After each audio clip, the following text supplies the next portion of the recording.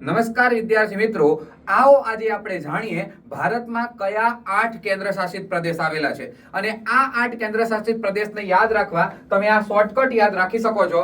દિલ્હી વાળી દાદી ચપુ આલજ. શું યાદ રાખવાનું? દિલ્હી વાળી દાદી ચપુ આલજ. દિલ્હી એટલે મારા વહાલા વિદ્યાર્થી મિત્રો તમને અહીંયા આ જે દેખાય છે એ દિલ્હી છે. દાદી એટલે વિદ્યાર્થી મિત્રો દીવ દમણ અને દાદરા નગર હવેલી આખું થઈ ગયું, જેનું પાટનગર સેલવાસ છે. ચ એટલે વિદ્યાર્થી મિત્રો ચંદીગઢ. પુ એટલે વિદ્યાર્થી મિત્રો પુંડીચેરી. આ એટલે આંદામાન નિકોબાર અને જેનું પાટનગર પોર્ટ બ્લેર છે. લ એટલે ડબલ યાદ રાખજો, લક્ષદ્વીપ. લક્ષદ્વીપનું પાટનગર કવરત્તી છે અને વિદ્યાર્થી મિત્રો લદ્દાખ, જેમાં તમે લેહ લખી શકો છો. અને છેલ્લે જ એટલે વિદ્યાર્થી મિત્રો જમ્મુ કાશ્મીર. જમ્મુ કાશ્મીરના બે પાટનગર છે, જમ્મુ અને શ્રીનગર. આવી જ માહિતી મેળવવા માટે આજે જ અમારી ઇન્સ્ટાગ્રામ ચેનલ jigar/જ્ઞાન જે છે તેને ફોલો કરો. આ વિડીયો પસંદ આવ્યો હોય તો લાઈક કરો અને શેર કરો. Thank you.